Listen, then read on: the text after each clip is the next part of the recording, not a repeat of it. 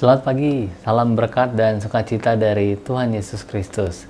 Selamat bergabung kembali para pendoa yang setia. Tuhan Yesus mengajar cara berdoa seperti yang dinyatakan dalam Matius 6. Kita ingat ada doa Bapa Kami di sana. Di dalam perikop yang sama, di ayat 6 dikatakan demikian. Tetapi jika engkau berdoa, masuklah ke dalam kamarmu, tutuplah pintu dan berdoalah kepada Bapamu yang ada di tempat tersembunyi. Maka Bapamu yang melihat yang tersembunyi akan membalasnya kepadamu. Saudara, inilah masalah tentang doa yang dilihat orang.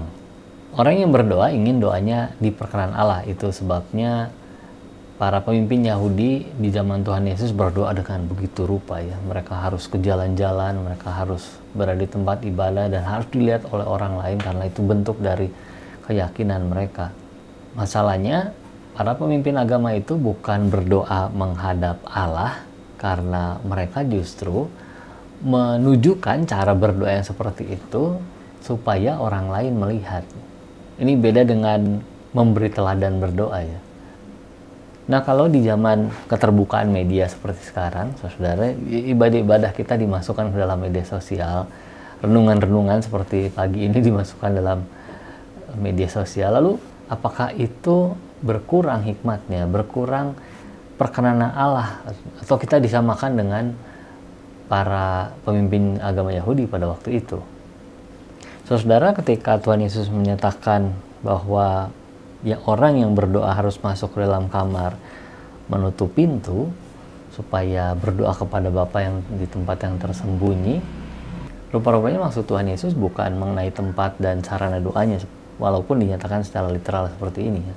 Secara langsung begitu dinyatakan, tetapi esensinya tetap pada doanya ditujukan kepada siapa. Doa yang hanya demi dilihat orang adalah doa-doa yang sama yang dilakukan dengan orang munafik pada waktu itu. Bukan berarti sekarang tidak ada orang munafik, karena sekarang pun sangat mungkin para pelayan Tuhan berdoa dengan munafik. Itu sebuah jebakan yang luar biasa ya. Tuhan Yesus mau mengajar kita bahwa di tempat tersembunyi kita berdoa lebih hikmat kepada Allah, dan penyampaian yang padat sederhana tidak harus mengulang-ulang membuat kita lebih berserah kepada kehendak Allah. Nah, pada waktu doa kita harus dilihat orang, saudara, yang terpenting adalah yang Tuhan Yesus ajarkan ini adalah supaya doanya tetap ditujukan kepada Allah. Ingat bahwa doa Bapa Kami adalah doa kepada Allah. Bukan supaya orang lain melihat doa itu sangat baik, lalu orang-orang memuji-muji. Tuhan Yesus berkata di bagian lain, cukuplah itu upahmu ya. Dengan demikian, tetap merendahkan diri kita di hadapan Tuhan dalam doa-doa kita, karena sebetulnya kita tidak layak, saudara, untuk datang ke hadapannya, tetapi Dia berkenan menerima kita. Mari kita berdoa, saudara.